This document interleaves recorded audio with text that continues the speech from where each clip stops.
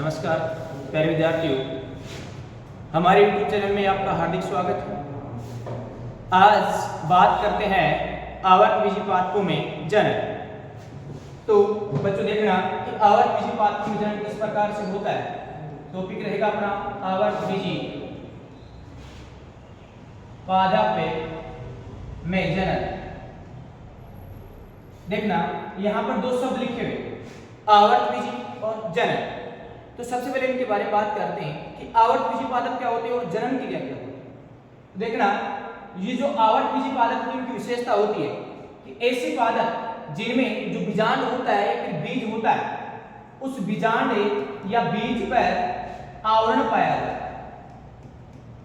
आवरण युक्त इस बीजांड संरचना होने के कारण ही इन पादपों को आवर्त बीजी पादप के नाम से जाना जाता है, आवर्त बीजी पादप कहते हैं। अब बात करते हैं जनन के बारे में कि जनन क्रिया क्या है।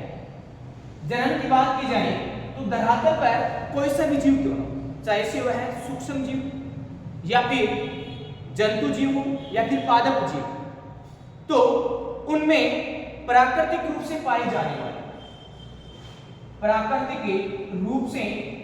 जाने वाली एक ऐसी क्रिया होती है जिसमें अपने समान नई संतति जीव का निर्माण किया जाता है। और इसे नई संतति जीव निर्माण की जो क्रिया होती है उस क्रिया को कहते हैं बेटा जनन। क्लियर। अब बात करते हैं कि आवर्त बीजी पादपों के अंदर जनन होता है वह मुख्य रूप से किस प्रकार से होता है। तो बात करें आवर्त बीजी जो पादप होते हैं, उन आवर्त बीजी पादपों के अंदर जो जनन की क्रिया होती है वह दो प्रकार से होती है। पहली होती है बेटा लैंगिक जनन, दूसरी होती है अलैंगिक जनन, जिसको पादपों के अंदर कायिक जनन के नाम से जाना जाता है। किसके नाम से? कायिक जनन के नाम से जाना जाता है।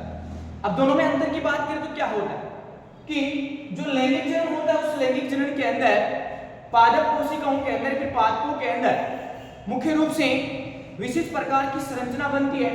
और उस विशिष्ट प्रकार की संरचना की बात करें तो उस विशिष्ट प्रकार की संरचना का नाम होता है पुष्प संरचना।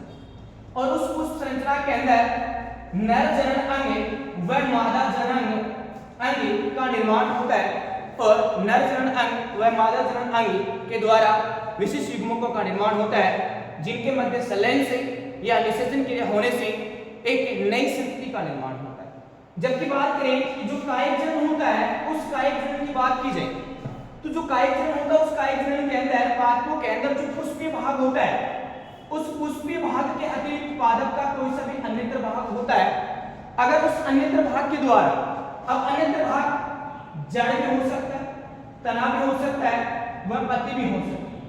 इन संरचनाओं के द्वारा अगर नई संतति का निर्माण किया जाता है तो उस क्रिया को कायिक जनन के नाम से जाना जाता है। और जो कायिक जनन होता है उस कायिक जनन के अंदर पादप का जो भाग या जो अंग भाग लेता है जनन क्रिया में, उस भाग को परवर्त के नाम से जाना जाता है। किसके नाम से?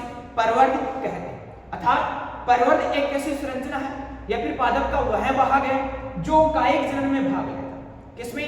कायिक जनन के अंदर भाग लेता है।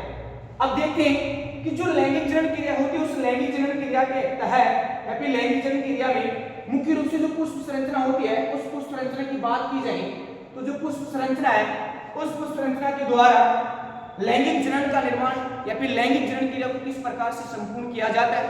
तो देखना कि सबसे पहले बात करेंगे अपन पुष्प की संरचना। पुष्प की संरचना, आवर्त बीजी पादपों में पुष्प की संरचना, जो पुष्प संरचना होती है उस पुष्प संरचना के अंदर बात की जाए तो पुष्प संरचना जो होती है उसकी संरचना इस प्रकार से पाई जाती है। देखना एक मध्य में संरचना होती है, यहां पर इस प्रकार की विशेष संरचना होती है।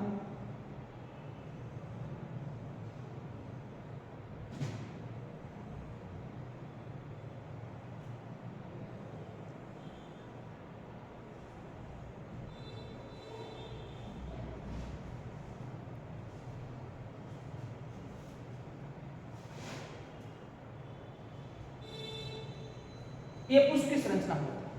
एक्चुअली बात की जाए तो जो पुष्प संरचना होती है उस पुष्प संरचना के अंदर जो पादप के भाग होते हैं वह 4 भाग होते और उन चारों भागों को मुख्य रूप से बाह्य दल पुंज, दूसरा होता है बेटा दल पुंज, तीसरा जाया और चौथा होता है पुंज। ये पादप की पुष्प रचना के 4 भाग और ये 4 भाग 2 विशिष्ट चक्रों में पाए जाते हैं। 2 विशिष्ट चक्रों में पाए जाते हैं। जो पहला चक्र होता है उस पहले चक्र को सहायक चक्र कहते हैं और जो दूसरा चक्र होता है उसे आवश्यक चक्र के नाम से जाना जाता है। फिर आवश्यक चक्र कहते हैं। 2 चक्र।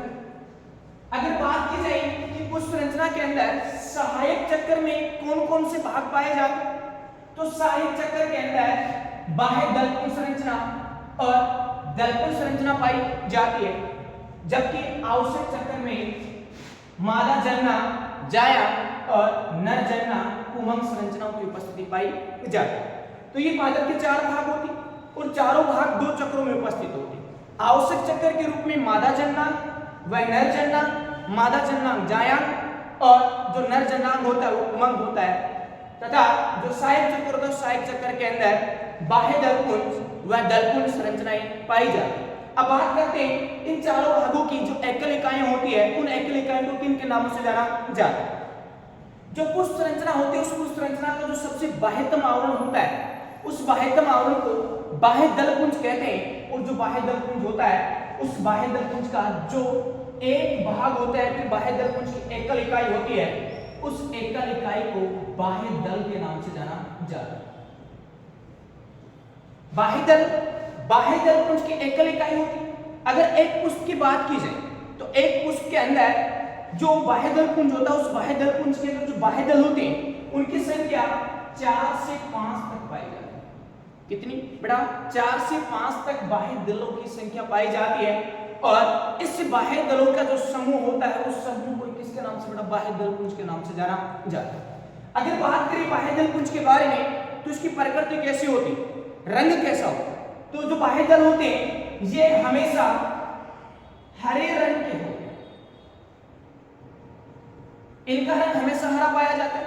धरातल पर कोई सा भी आवर्तबीजी पादप क्यों, उन समस्त पादपों के अंदर बाह्य दल हमेशा हरे रंग के पाए जाते हैं, लेकिन एकमात्र ऐसा अपवाद पादप है, उस अपवाद पादप का नाम है बेटा मुसिंडा पादप। उसी या फिर इस मुसिंडा पादप के अंदर जो बाह्य दल होते हैं वह बैंगनी रंग के पाए जाते हैं।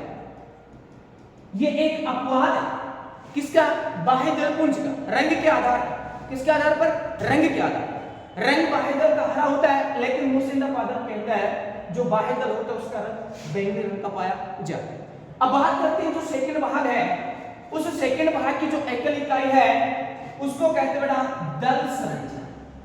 कौन संरचना? दल संरचना। अर्थात जो दलपुंज होता है उस दलपुंज की जो एकल इकाई होती है उस दलपुंज की एकल इकाई को दल कहते हैं। और जो दल होते हैं यह हमेशा रंगीन प्रकृति के, दल हमेशा रंगीन प्रकृति के होते हैं। बात करें,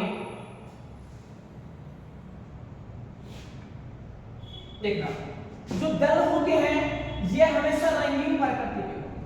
अर्थात आवर्तबीजी पादपों के अंदर जो समस्त पादप होते हैं उन समस्त पादपों के अंदर जो दल होते हैं वह अलग अलग रंग के पाए जाते हैं। और उनका अलग अलग रंग होने का कारण क्या है? क्योंकि जो दल होते हैं ये रंगीन प्रकृति के होते हैं, इनमें विशिष्ट प्रकार के वर्णक समूह होते हैं और उन वर्णकों के आधार पर ही इन दलों का रंग पाया जाता है। और जो दल होते हैं इन दलों की संरचनाओं को पंखुड़ी भी कहा जाता है। दलों की संरचनाओं को पंखुड़ियां भी कहा जाता है।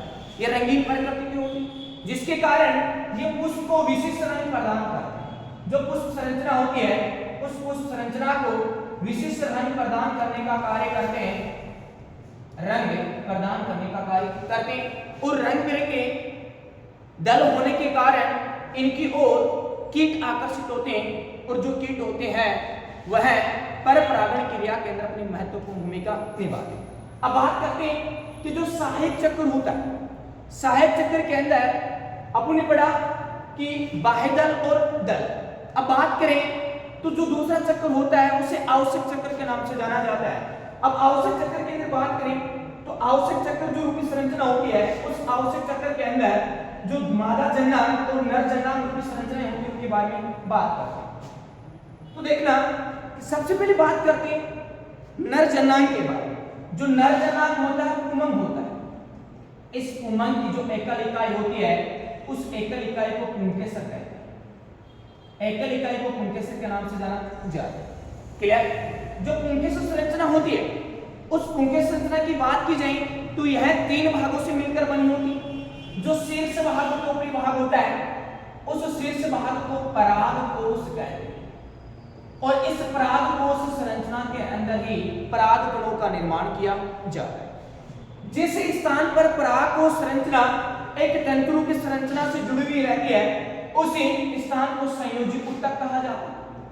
उस स्थान को संयोजी ऊतक कहा जाता है। अर्थात जिस स्थान से या फिर जो तंतु रूपी संरचना होती है, व्रंत रूपी संरचना होती है, उस व्रंत रूपी संरचना के शीर्ष पर परागकोश जुड़ता है उस स्थान को संयोजी ऊतक के नाम से जाना जाता है। और जो एक व्रंत रूपी संरचना होती है, तंतु रूपी संरचना होती है, उस तंतु रूपी संरचना को कुतंतु के नाम से जाना जाता है। और ये तीनों संरचनाएं जो होती है यह एक पुंकेसर का निर्माण करती है। फिर जो पुंकेसर होता है वह 3 भागों से मिलकर बना होता है। ऐसे बोल सकते हैं पुंकेसर के 3 भाग होते हैं। शीर्ष भाग को परागकोश कहते हैं, जिस स्थान से जुड़ता है उसे संयोजी ऊतक कहते हैं, और जो व्रंत रूपी संरचना होती है उसे कुतंतु के नाम से जाना जाता है। ये जो कुतंतु संरचना होती है यह हमेशा दलों के साथ जुड़ी रहती है। दलों के साथ सहलग्न, दलों के साथ सहलग्न। क्लियर? यानी कि कुतंतु संरचना दलों के साथ जुड़ी रहती है। कुछ पादपों के अंदर कुतंतु या फिर जो पुंकेसर होता है वह दलों के साथ नहीं जुड़ा हुआ पाया जाता है, उसे स्वतंत्र पुंकेसर कहते हैं। और जिसके साथ पुंकेसर दलों के साथ जुड़ा रहता है उसे दल सहलग्नी पुंकेसर कहा जाता है। ये तो बात की अपनी नर जननांग पुंमंग की एकल इकाई के बारे में। अब बात करते हैं कि जो मादा जननांग होता है, मादा जननांग जो जायांग संरचना होती है, उस जायांग संरचना की बात करें तो जो जायांग संरचना होती है उस जायांग संरचना की एकल इकाई है, उस एकल इकाई को स्त्रीकेसर या फिर अंडक कहा जाता है। स्त्रीकेसर या अंडक है। जो मादा जननांग जायांग की एकल इकाई होती है और यह भी 3 भागों से मिलकर बनी होती है। जो शीर्ष भाग होता है उभारों की संरचना पाई जाती है, एक सींगनुमा संरचना है, उस सींगनुमा संरचना को वर्ती काग्र कहते हैं। नलिका की जो संरचना होती है उस नलिका की संरचना को वर्तिका कहा जाता है। और जो आधारीय भाग होता है, फूला हुआ भाग होता है, उस आधारी फूले हुए भाग को अंडाशय कहते हैं। आधारी फूले हुए भाग को अंडाशय के नाम से जाना जाता है। ये 3 भाग होते हैं और ये तीनों भाग मिलकर एक मादा जनन अंग या फिर मादा जननांग की एकल इकाई जिसे मादा जनन अंग कहते हैं, स्त्रीकेसर या अंडक का निर्माण करती है। फिर ये स्त्रीकेसर के ही भाग होते हैं, अर्थात स्त्रीकेसर के भी 3 भाग पाए जाते हैं। अब बात करते हैं कि जो अंडाशय संरचना होती है उस अंडाशय की संरचना में अत्यंत छोटी सूक्ष्म गोलाकार संरचनाएं पाई जाती है। उन गोलाकार रूपी संरचनाओं को मुख्य रूप से बीजांड संरचना कहा जाता है। यह हमेशा अंडाशय में ही उपस्थित होती है। इनकी संरचना सूक्ष्म होती है और इन सूक्ष्म में कणिकाओं को या फिर कण रूपी संरचनाओं को, गोलाकार रूपी संरचनाओं को बीजांड रूपी संरचना कहा जाता है। तो ये सी संरचना की मादा जननांग जायांग और नर जननांग पुंमंग, पुंमंग की एकल इकाई पुंकेसर होती है, जबकि मादा जननांग की जो इकाई होती है उसको स्त्रीकेसर या फिर अंडक के नाम से जाना जाता है। और ये दोनों संरचनाएं 3-3 भागों से मिलकर बनी होती है। पुंकेसर का जो शीर्ष भाग होता है उसे परागकोश कहते हैं और इस परागकोश की संरचना के अंदर ही परागकणों का निर्माण होता है। क्लियर? जबकि जो स्त्रीकेसर होता है उस स्त्रीकेसर का जो आधारी भाग होता है उस आधारी भाग के अंदर बीजांड का निर्माण होता है और उस बीजांड रूपी संरचना के अंदर ही मादा युग्मकों भ्रूणकोश का निर्माण होता है और उस भ्रूणकोश के अंदर अंडकोशिका विकसित होती है और उस अंडकोशिका के द्वारा और परागकणों से निर्मित होने वाले नर युग्मकों के द्वारा निषेचन क्रिया को संपन्न किया जाता है, जिसके फलस्वरूप एक भ्रूण का निर्माण होता है और जो भ्रूण बनता है उस भ्रूण के द्वारा ही नई संतति का निर्माण किया जाता है। तो ये बेसिक चीज थी पुष्प की संरचना के बारे में। तो इसके बारे में बात करें तो बेसिक जो संरचना होती है पुष्प की संरचना वो लगभग संपूर्ण है। आगे का जो हमारा टॉपिक रहेगा कि इनको विस्तार से पढ़ेंगे कि मादा जनक की संरचना किस प्रकार से होती है और नर जनक की संरचना किस प्रकार की होती है। तो दोस्तों आज की क्लास के अंदर इतना ही, बाकी की बात अपन नेक्स्ट क्लास के अंदर करते हैं। सभी को धन्यवाद।